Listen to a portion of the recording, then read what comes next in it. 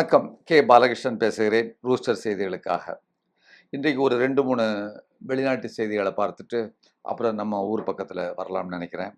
முதல்ல பார்த்தீங்கன்னு சொன்னா இந்த ஃபுட்பால் மேட்ச் வட அமெரிக்கா கண்டத்தில நடந்துகிட்டு இருக்கு. அமெரிக்கா, கனடா, மெக்சிகோ இந்த 3 நாடுகளும் இணைந்து நடத்தி கொண்டிருக்கிறது.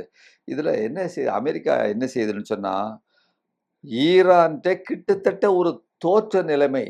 ஈரானை பழிவாங்கி அழிக்க முடியாத நிலைமை. தான் எவ்வாறு ஈரானை அழித்து விடுவேன் என்று நினைத்தோமோ அது நடக்கவில்லை என்பதை அந்த வெறியில என்ன செய்தது தெரியுமா? இந்த ஃபுட்பால் மேட்ச்ல ரொம்ப இழிவான நிலைமையில காமிக்கிறாங்க பாருங்க. போர்க்களத்துல பழி வாங்குறாங்க அதற்காக. ஈரானுடைய தேசிய அணி அமெரிக்காவுல சியாட்டில் அரங்கத்தை விட்டு வெளியேறி அவங்க ரூம்ல போய் ரெஸ்ட் எடுக்க கூட விடல. அதிகாலை 4 மணிக்கு நேர நீ ஏரோட்ரமுக்கு போய் விமான நிலையத்திற்கு போய் மெக்சிகோ போய் இங்க தங்கக்கூடாதுன்னு சொல்லிட்டு அந்த எக்ஸாஸ்டான கண்டிஷனோட அவ்வளவு பேரும் அந்த விளையாடு யோசிச்சு பாருங்க. விளையாட்டு முடிச்ச உடனே கொஞ்சம் கூட அங்க இருக்க விடாம முடிச்ச உடனே பேக் பண்ணிட்டு ரொம்ப முடியாம அந்த ஈரானுடைய தேசிய அணி முழுக்க விடியற்காலம் 4 மணிக்கு அவர்கள் அங்கே மெக்சிகோவுக்கு அனுப்பப்படுகிறார்கள். இது அமெரிக்காவுக்கு ஒரு மிக கேவலமான ஒரு புத்தி இருப்பதை இன்று உலக நாட்டில் உள்ள ஜனநாயக சக்திகள் எல்லாம் இன்றைக்கு கண்டிக்கிறது. பன்னாட்டு நிகழ்வுகளை, பன்னாட்டு ஒரு நிகழ்ச்சிகளை நடத்துவதற்கு அமெரிக்க ஏகாதிபத்தியத்திற்கு இனி உரிமை இல்லை. ஈரானுக்கு இந்த உலகக்கோப்பை போட்டி மிகவும் அநியாயமாக அமைந்து விட்டது. கோல் போட்டது கூட இன்றைக்கு இல்லைன்னு சொல்லக்கூடிய ஒரு நிலைமையில தான் இன்றைக்கு இருந்து கொண்டிருக்கிறது என்பதை நம்ம பார்க்கிறோம். அங்க அவர்களை பூரா அங்க நடத்தினது முதற்கொண்டு ஈரானுடைய அணியை குற்றவாளிகளைப் போல தான் நடத்தியிருக்கிறார்கள். களைச்சு போனவங்க. அதை நீங்க பாருங்க, உங்களுக்கு அந்த வீடியோ காமிக்கிறேன் பாருங்க. அவங்களெல்லாம் அப்படி அனுப்பியிருக்காங்க.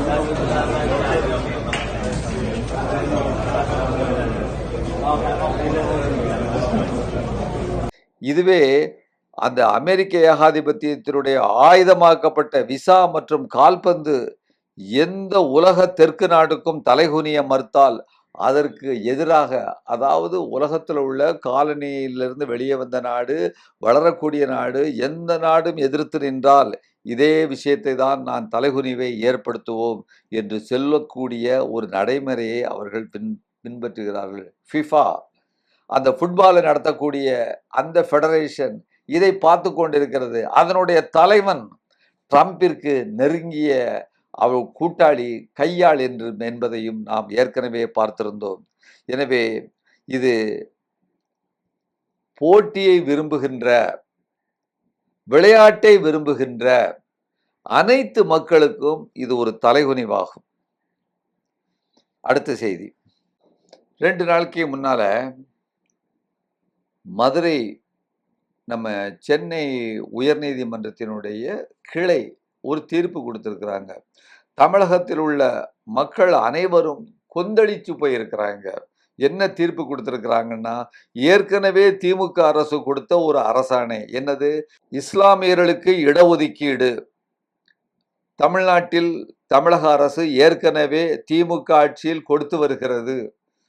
அது இனி செல்லாது என்று ஜஸ்டிஸ் சுவாமிநாதன் தலைமையில் உள்ள மதுரை உயர்நீதிமன்றம் அறிவித்திருக்கிறது என்பது இங்குள்ள மதச்சார்பற்ற சக்திகளுக்கு, சிறுபான்மை சக்திகளுக்கு எல்லாம் மிகப்பெரிய பேரிடியாக இன்றைக்கு அது இறங்கி இருக்கிறது. இதை எதிர்த்து இன்றைக்கு முழுக்க முழுக்க இன்றைய தமிழ்நாடு அரசு அப்பீல் போக வேண்டும் என்று எல்லா கட்சிகளும் எதிர்பார்க்கின்றன என்ற ஒரு செய்தியை நாம் பார்க்கிறோம்.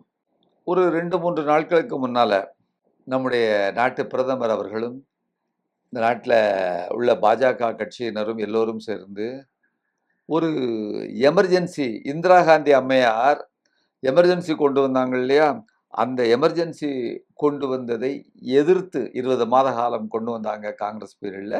அதை எதிர்த்து அது மிகவும் இந்த கான்ஸ்டிடியூஷனை மாற்றுவதற்காக அந்த அம்மையார் முயற்சி செய்தார் என்று, அதை காப்பாற்றுவதற்காக நாம் இருக்கிறோம் என்று பாஜகவினர் வந்து அந்த ஒரு நிகழ்ச்சியை நடத்துனாங்க. அது குறித்து யோகேந்திர யாதவ் எஸ்கேஎம் ஆரம்பிச்சதுல முக்கியமான தலைவர்கள்ல அவரும் ஒருவர்.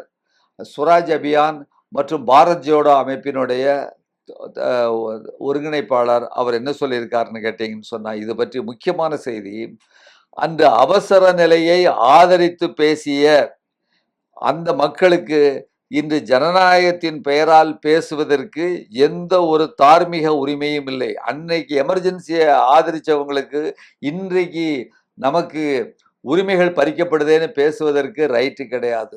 அதே நேரத்தில் இன்று ஜனநாயகம் தினந்தோறும் சிதைக்கப்பட்டு கொண்டிருக்கிறது, இன்று உரிமைகள் மறுக்கப்பட்டு கொண்டிருக்கிறது. இதை பற்றி வாழாவிருப்பவர்களுக்கு, இதை பற்றி வாய் திறக்காமல் இருப்பவர்களுக்கு, அன்றே எமர்ஜென்சியை இந்திரா காந்தியை எதிர்த்து பேசுவதற்கு இவர்களுக்கு தார்மீக ஆதரவு இல்லை என்பதை அவர் மிக தெளிவாக சொல்லியிருக்கிறார். ஒரு முக்கியமான செய்தி என்னன்னு சொன்னா, ஜஸ்டிஸ் எஸ் முரளிதரன் நீங்க கேள்விப்பட்டிருப்பீங்க. அந்த சிஏஏக்கு எதிரான போராட்டம் நடக்கும் பொழுது அவர் வந்து டெல்லி போலீஸ் வந்து நீங்கள் வந்து என்ன சொல்றது, பிஜேபி லீடர்கள் மீது 2020 ஏன் கேஸ் ஃபைல் பண்ணல, இவர்கள் மட்டும் வந்து கேஸை ஃபைல் பண்ணியிருக்கிறீங்க, எஃப்ஐஆர் போட்டிருக்கிறீங்க, ஆனால் வந்து வன்முறையை தூண்டிவிட்ட அந்த பாஜக தலைவர்கள் மீது ஏன் வந்து நீங்க வழக்கு தொடரவில்லைன்னு ஜஸ்டிஸ் முரளிதர் கேட்டாரு. உடனடியாக அவரை மாற்றினார்கள், அங்கிருந்து மாற்றிட்டாங்க. அப்புறம் அவரை வந்து அடுத்த கட்டத்திற்கு வரவிடாமல் அவரை ஒரு ஓரங்கட்டப்பட்ட நீதிபதியாக இருந்தால். ஆனால் என்ன தெரியுமா, அதாங்க இயற்கை என்பது. ஐக்கிய நாட்டு சபையினுடைய அங்கே அவரை இங்க இருந்து கூப்பிட்டாங்க. அந்த ஒரு ஆள் இருக்காங்க இந்தியாவில், ஒரு மிகப்பெரிய நேர்மையான ஒரு ஜஸ்டிஸ், ஒரு நீதிபதின்னு சொல்லிட்டு அவரை அங்கே கூப்பிட்டாங்க. கூப்பிட்டு அவர் இன்றைக்கு ஒரு மிகப்பெரிய ஒரு உலகமே வியந்து பார்க்கக்கூடிய ஒரு ஒரு அறிக்கையை வாசித்திருக்கிறார். என்ன அறிக்கை தெரியுமா? அதாவது இந்த நம்முடைய பிரதமர் மோடி அவர்கள் ஃபாதர்லேண்ட், என்னுடைய நாடு, என்னுடைய தந்தை நாடு இஸ்ரேல் என்று சொல்றாரே, அந்த இஸ்ரேல் நாடு 20,000 குழந்தைகளை, பாலஸ்தீன குழந்தைகளை கொன்று குவித்திருக்கிறது என்று யுஎன்னுடைய ஐக்கிய நாடு சபைகளினுடைய அறிக்கையாக அவர் வாசித்திருக்கிறார். நெதன்யாகு செய்திருக்கிறார் என்பது இன்றைக்கு அவரை வந்து உலகம் முழுவதும் கொண்டாடுகிறது, தலைமையில் வைத்து தூக்கி கொண்டாடுகிற அந்த செய்தியை பார்க்கிறோம். இஸ்ரேலிய சோல்ஜர்ஸ் டெலிபரேட்லி கில்டு, திட்டமிட்டே கொண்டிருக்கிறார்கள் என்று அவர் சொல்றாரு. அதுக்கப்புறம் இன்னொரு விஷயம் சொல்றாரு பாருங்க, இந்த குழந்தைகள் 20,000ன்னு சொல்றது அதெல்லாம் 1, 2ங்கிறது வந்து எண்ணிக்கையாக கடந்து போவது அல்ல, அது ஒவ்வொன்றும் வந்து எண்கள் அல்ல, ஒவ்வொன்றும் ஒவ்வொரு உயிர். அந்த உயிராக நாம் பார்க்க வேண்டும். எனவே வெறும் எண்களாக பார்க்காதீர்கள் என்று மிகவும் ஒரு உருக்கமாக அவர் பேசியிருக்கக்கூடிய அந்த செய்தியையும் நாம் இன்றைக்கு பார்க்கலாம். அதையும் உங்களுக்கு அதை காண்பிக்கிறேன். I must share with all of you that apart from the sources that we've quoted in the report, we also conducted oral hearings after we arrived here in Geneva this time. And 3 of the doctors who were involved in treatment of children in Gaza spoke to us. And they confirmed what the report has found on the basis of available material, that the gunshot wounds were specifically directed at the head and the neck to cause maximum damage. In one instance, a breastfeeding baby was shot by a quadcopter through the head, and the baby now suffers a permanent paralysis. So there have been all these instances quoted in the report of specific targeting of children. Quadcopters, as all of you are aware, has thermal imagery. It has infrared heat cameras which can tell you the shape of the body. And so the soldiers are able to immediately detect, sitting wherever they are, that this is a child who appears on the screen. And indeed, it is like a game for them. And we have quoted that in the report, where the soldiers say that they can. Let me quote this. In the IT VX documentary Breaking Ranks Inside Israel's War, one Israeli soldier described, "The drones, in my opinion, are what most dehumanizes the other side. You see everything on a screen. You drop the bomb. It feels like a game. You can sit in some basement of a house, safe, with your helmet off, scratching your balls, half-dressed, and kill Palestinians." This is a quotation. This is why I say Israeli soldiers have themselves put on the public domain so much incriminating evidence about what they've been doing. அடுத்த ஒரு செய்தி பாருங்க.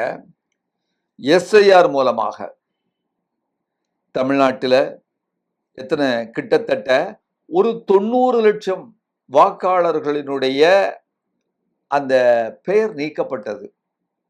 நாம் திரும்ப திரும்ப குடியுரிமை பாதுகாப்பு இயக்கம் சார்பாக திரும்ப திரும்ப சொல்லி வந்தோம். திமுக அரசு அது குறித்து கவலையே படவில்லை. மிகப்பெரிய இழப்பை நீங்கள் சந்திக்க போகிறீர்கள் என்று சொன்னோம்.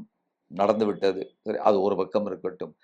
இதுபோல பீகாரில் அவர்கள் லட்சக்கணக்கான பேரை நீக்கினார்கள். மேற்கு வங்காளத்தில் 27 லட்சம் பேர் மக்களினுடைய அவரை நீக்கியது மட்டுமல்லாமல் அந்த மக்கள் எல்லாம் ஆவணங்கள் வைத்திருக்கிறார்கள். ஆவணங்கள், கரெக்ட் டாக்குமெண்ட்ஸ் வச்சிருக்கிறாங்க. இந்த எலெக்ஷன் கமிஷன் கேட்ட டாக்குமெண்ட் எல்லாம் வச்சிருக்கிறாங்க. அந்த டாக்குமெண்ட் எல்லாம் ட்ரிபியூனலுக்கு போயிட்டு அது மேல ஜட்ஜ்மெண்ட் கொடுக்காம, அது மேல முடிவெடுக்காம தேர்தல் நடத்துனாங்க. நம்முடைய மம்தா பானர்ஜி அவர்களை தோற்கடிக்கப்பட்டார்கள். எத்தனை லட்சம் வாக்குகள் வித்தியாசத்தில் அவர்கள் தோற்கடிக்கப்பட்டார்களோ அத்தனை லட்சத்திற்கும் மேலான ஆள்கள் நீக்கப்பட்டிருந்தார்கள் என்பது ஒரு விஷயம். இப்படிப்பட்ட நீக்கப்பட்ட வாக்காளர்கள் பற்றி ஒரு தகவல் வந்திருக்கிறது. அதையும் அந்த செய்தியை நீங்க பார்க்கலாம் பாருங்க. அஸ்ஸாமில் நீக்கப்பட்ட வாக்காளர்களுக்கு ரேஷன் பொருள்கள் இனி இல்லை என்று இன்றைக்கு அவர்கள் அறிவித்த வகையிலே இன்றைக்கு அந்த மக்கள் எல்லாம் எங்களுக்கு ரேஷன் கார்டு இன்றைக்கு நீக்கிட்டாங்க, பொருள்கள் கிடைக்கல என்ற செய்தியையும் அவர்கள் சொல்லி இருக்கிறார்கள் என்கிற ஒரு செய்தி. ஒரு முன்னால் இன்னொரு செய்தி பாருங்க, அதை காமிக்கிறேன், அதை பாருங்க. அஸ்ஸாமில் ஒரு முஸ்லீம் பெண், அந்த பெண்ணை நிறுத்திங்க. அங்க உள்ள அந்த வலதுசாரி இந்துத்துவவாதிகள் எல்லாரும் ஜெய் ஸ்ரீராம் ஜெய் ஸ்ரீராம் கோஷம் போடுங்க. அந்த பெண்ணு ஒரு சங்கோஜப்பட்டு போடுது. சத்தம் போட்டு போடுது, இன்னும் சத்தம் போட்டு போடு என்று சொல்லக்கூடிய எவ்வளவு ஒரு கோழைகளாக, சேடிஸ்டுகளாக அந்த மக்கள், அந்த பாஜக காரங்க, இந்துத்துவாதிகள் இருக்கிறார்கள் என்பதை இந்த வீடியோவில் நீங்கள் பார்க்கலாம். Mafia Aktara. Jai Shri Ram. Come on. Come on. Jai Zaminda. Do it. Jai Shri Ram. Jai Shri Ram. Dorako. Jai Shri Ram. Shri Ram. Shri Ram. Jai Shri Ram. Oh, Dorako. Jai Shri Ram. Down the Ram ko Ram. Jai Shri Ram. Oh. எனவே இப்படிப்பட்ட செய்திகள் இன்றைக்கு நடந்து கொண்டிருக்கின்றன. இந்த நிலையில தான் பாருங்க, இன்றைக்கு ஒரு செய்தியை நான் தமிழ்நாட்டில் இதோட நான் இணைச்சி பேசியாகணும். அமைச்சர் செங்கோட்டையன் ஜாதியுடைய அந்த ஐடென்டி கார்டில் மாணவர்களுக்கு நாங்கள் கொடுக்க போகிறோம் என்று சொன்ன உடனே தமிழ்நாட்டில் உள்ள ஜனநாயக இயக்கங்கள் அனைத்தும், இடதுசாரி இயக்கங்கள் அனைத்தும் இன்றைக்கு வலியுறுத்தி கோலமிட்டு இன்றைக்கு என்ன அந்த பேச்சே கிடையாது, உடனடியாக நீங்கள் வித்ட்ரா பண்ணணும் அப்படின்னு சொல்லக்கூடிய அந்த பண்பு இருக்கு பார்த்தீங்களா, மதச்சார்பற்ற பண்பு, அது தமிழ்நாட்டில் ஆழமாக வேரூன்றிருக்கிறது. வேறு வழி இல்லாமல் செங்கோட்டையன் இனி அதெல்லாம் நாங்கள் அப்படி சொல்லலைங்க, அவங்க புரிஞ்சுக்கிட்டாங்க அப்படின்னு சொல்லிட்டு ஜாதி விஷயங்கள்லாம் நாங்கள் சொல்ல மாட்டோம்னு சொல்லக்கூடிய செய்தி தமிழ்நாட்டில் இருக்கிறது என்று சொல்லும் பொழுது அங்கே அஸ்ஸாமில் அத்தகைய செய்தி, அத்தகைய நிகழ்ச்சியை பார்த்தோம். இங்கே தமிழ்நாட்டில் சாதி பெயரை கூட மாணவர்களுடைய அடையாள அட்டையில் போடக்கூடாது என்கின்ற அந்த மண் இது, அந்த மக்கள் இருக்கிறார்கள் என்பதை கூறிக்கொண்டு நாம் இத்தகைய கருத்துக்களில் வலுவாக இருக்க வேண்டும். சாதியத்திற்கு எதிராக, மதவாதத்திற்கு எதிராக என்றென்றுடன் விழிப்புடன் இருக்க வேண்டும் என்று கேட்டுக்கொண்டு இந்த செய்தியை இத்துடன் முடித்துக் கொள்கிறேன். நன்றி, வணக்கம். ஊடகம் கார்ப்பரேட் அரசியல்வாதிகளின் கைப்பாவையாக, அடிமைகளாக இருந்தது போதும். இனி சாட்டை எடுத்து சுழற்றும் நேரம் வந்துவிட்டது. ஊடகம் பொதுமக்களாகிய உங்களுக்காக, உங்களாலேயே இயக்கப்பட வேண்டும். ஊடக சுதந்திரத்திற்காக உங்களின் பங்களிப்பை இன்றே அளித்திடுங்கள். ஓ, அப்ப அந்த மிஸ்டர் அண்ட் மிஸ்ஸஸ் பெர்ஃபெக்ட் உண்மையிலேயே வர்த்து. நரம்பு தளர்ச்சியிலிருந்து விடுபட்டு உடம்பு ஒரு புது வீரியம் பெற மா நேச்சுரல்ஸோட மிஸ்டர் பர்ஃபெக்ட்டை யூஸ் பண்ணுங்க.